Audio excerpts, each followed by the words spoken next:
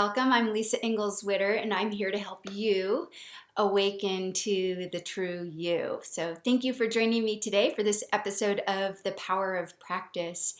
And I wanted to start today's episode just with a little bit of what's happening in the neighborhood where I live. Where I am right now is in West Oakland, California. And for those of you who don't know much about Oakland or West Oakland in particular, the area where we live has really been in this process of becoming very gentrified in the last 10 years and even more so in the last 5 years or so. My husband, when he originally came here, was in 1989, so many, many years ago, and he always tells the story of how he was the first, he was the only white person that lived in this neighborhood. He called it the front lines, the ghetto, and even when I first met him, we would, it was a regular occurrence to hear gunshots every night outside of the house. One time, when I was at home, there was a gun battle and a bullet came through the top room in our house, which we were renting out to roommates, and our roommate was in her room, and the bullet fell right on the floor in her room. So that sort of gives you an idea of the neighborhood that we're in, and it's being gentrified. And it's Oakland to me is amazing. It's beautiful. It's colorful in terms of the diversity, and that the gentrification is bringing such tension into our area as well. And I feel really blessed to live here because we have a compound there's 4 houses where we live together, and we're a very diverse compound of people. We're about 24 people, I shouldn't say every nationality, but Asian, Hispanic, Black, white, we're all living together. Not an intentional community. My husband always makes sure to say we're not an intentional community, but we are living together. And he really, I have to say, he had a vision, and that vision was to tear down the fences when he first moved here. And so that's what he did. And I think that's both a metaphor and literally he tore down the fences between his house and the house next door. And then at the time, he was able to purchase the houses next door. So he built it into a really beautiful compound. And as I moved in, I became, with Tim, I inherited being a landlord by the fact that I was his wife, am his wife. And side note, we call ourselves the Ropers because we're about 15 to 20 years older than everybody else who lives in the compound. And we feel like, for those of you who are Gen Xers and were like me and watched Three's Company after you came home from school, yep, that's me. We're the Ropers, Mr. and Mrs. Roper. If you're not a Gen Xer, then don't even worry about that little aside there, that reference. So what I want to get to is, in our neighborhood, there are daily muggings that happen.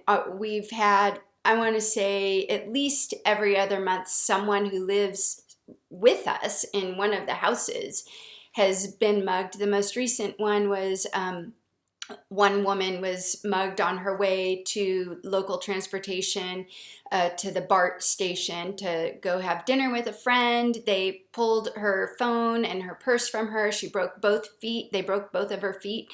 I mean, it's serious stuff, you guys. It's no small deal. If you go on to Nextdoor in our neighborhood, probably you guys are familiar with Nextdoor, which is just an app where neighbors can communicate with each other. So we have Nextdoor Prescott, and it seems like every day I'm getting a notification that says, oh, my friend was just mugged, my boyfriend was mugged, my girlfriend was mugged. Watch out, you guys. I mean, it's happening on every corner. And the reason why I bring all this up is because the truth of the matter is that all anybody wants, all that we all want is happiness. We all want happiness. And it's also true that we all suffer. There is suffering in the world. And living here in Oakland, I see that so intensely. I see the suffering. I see the homelessness, the encampments that are just down the road from us in the midst of big buildings going up and restaurants popping up everywhere. It's just like this crazy, you know, juxtaposition of the deep, dark, depressed state, and then this like creative, amazing community, neighborhood, people wanting to join together and do things, vibe going on as well. It's very interesting to be living here in this time. So again, I go back to this thing is we all want happiness and we all suffer as well. And as you may remember a few episodes ago, I did a whole series on the Four Noble Truths and on suffering. And there's this distinction that I'm not going to go into today, but I invite you to watch those series of episodes because I talk about that distinction between suffering and pain.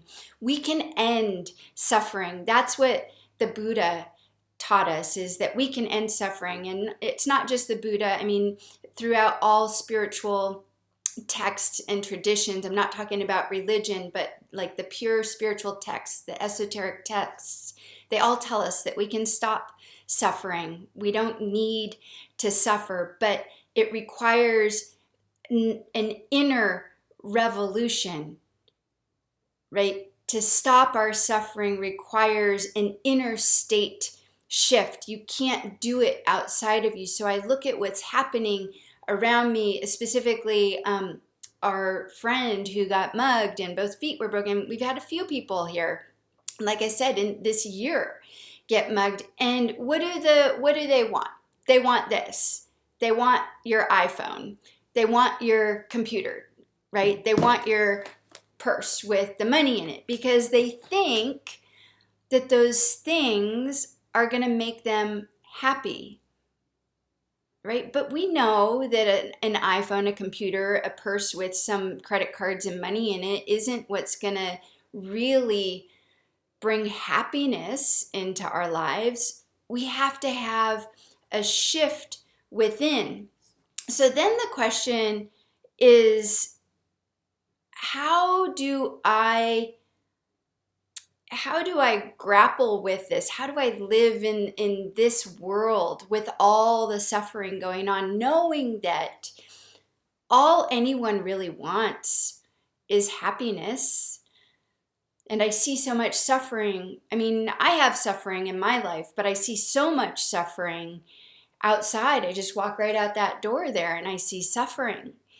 So what the Buddha said was that we need to be able to perceive things as they really are first. Like the first thing you have to do is to perceive things as they really are. A lot of people say, oh, let's fight hate with love. I love that idea. I think that's an amazing idea.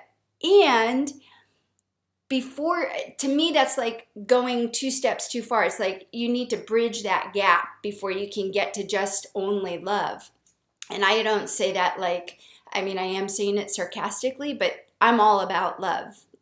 Like, make no mistake about it. But there's like this thing that you have to do before you can actually get to that place of feeling love and compassion. People will say, oh, just have compassion for that person. Well, before you can have compassion, you have to be able to perceive things as they really are. You have to be able to have insight into the true nature of reality and to the true nature of who you are. But we go back now to this truth that we all want happiness, and there's a lot of suffering, and we're all suffering. So we need to perceive things as they really are. How are things really? Like, what is the true nature of reality of all of this around me? And as the Buddha said, it's all temporary. None of it is going to last. In however many years, this purse right here, it's going to disintegrate. It's going to be gone. It's not going to be around anymore. The chair I'm sitting on will not be here in X amount of years. It may outlive me, but it won't be here. The clothes I'm wearing, they're all temporary. The clothes you're wearing are temporary. Your house is temporary. We ourselves, this body is temporary. So that's number one. Like, just perceive things as they really are. They're temporary. They're not permanent. And the other thing that we need to perceive to be able to see is that everything is interdependent. The Buddhists call it dependent arising. Like, nothing exists in our phenomenal world in and of itself on its own. It's not independent. This cottage that I'm in right now, it doesn't exist on its own. Actually, my husband built it. But before he built it, he got the wood from a Victorian house that was going to be demolished. So the wood from this house comes from another house. And then the wood that built that house came from a redwood tree that, at some point was, a seed and grew into a tree. So, like, everything is dependent on many other forces, right? So that's how we can begin to see and perceive and have our shift of understanding of seeing things as they really are, because suffering in part is caused by thinking that things are what bring us happiness. But when we can perceive and understand that things are in and of themselves temporary, they're not going to be around, 1,000 years from now. Certainly you're not going to be around. Your body isn't going to be around 1,000 years from now, 50 years from now, 20 years from now. God willing, who knows how long we're going to live, right? So what brings us happiness can never be things. This is not a new concept. You've all heard this before.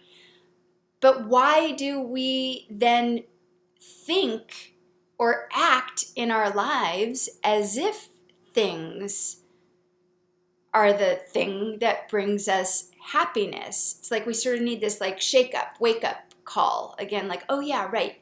Those things are temporary. The only thing that's going to bring happiness is my own inner revolution, is my own ability to change the way I see things so that I can then expand my heart, so that I can then live a compassionate life. And so to be compassionate means not necessarily empathizing, because sometimes when you're an empath and empathizing, you empathize too much and you get caught in someone else's swirl of things. Compassion, you can actually step back and see the truth of what's happening and have love and non-judgment there.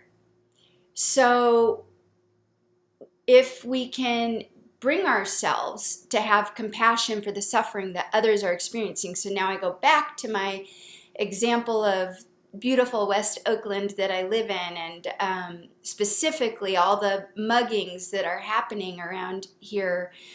What do those kids want? They're just young kids. They're, 16, 17, 18-year-olds, maybe 21-year-olds. Mostly they're young kids who are ripping those purses off of someone's shoulder or taking someone's backpack or iPhone.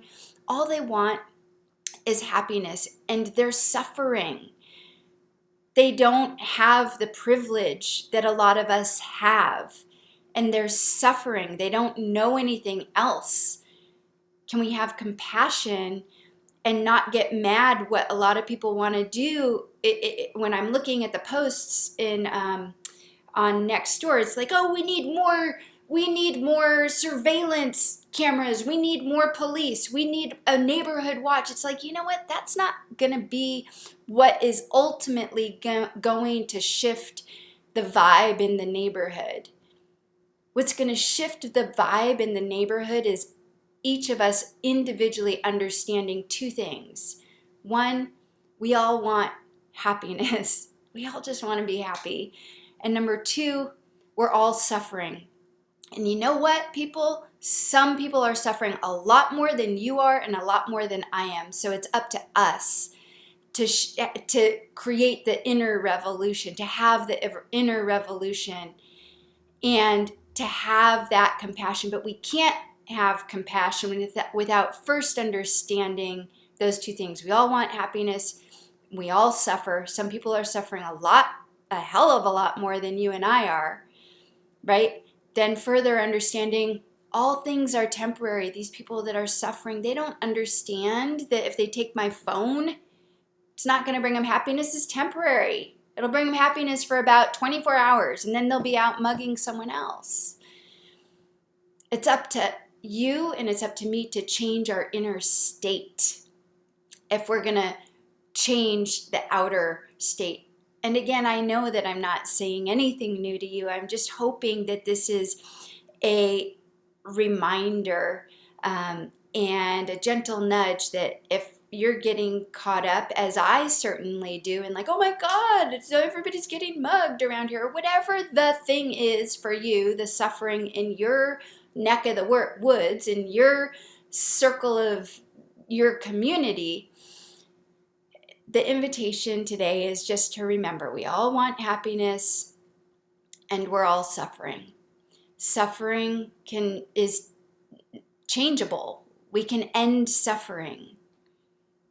And the way we can end suffering is by understanding and perceiving the truth of how things really are. So with that, thank you so much for joining me today on this episode of The Power of Practice. Namaste.